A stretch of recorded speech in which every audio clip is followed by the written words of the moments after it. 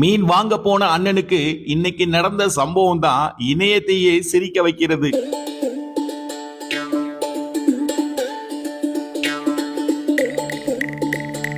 இந்த மீனை வாங்கலாம் அப்படின்னு மீனை போட்டோ எடுக்கிறதுக்கு மொபைலை எடுத்தாரு அண்ணன்.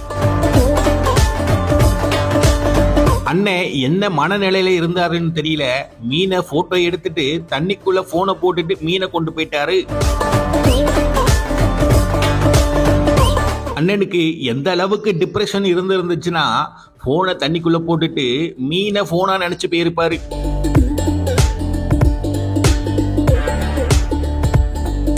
அண்ணன் அநேகமா பொண்டாட்டி கிட்ட சண்டை போட்டு தான் மீன் வாங்க வந்திருப்பாரோ.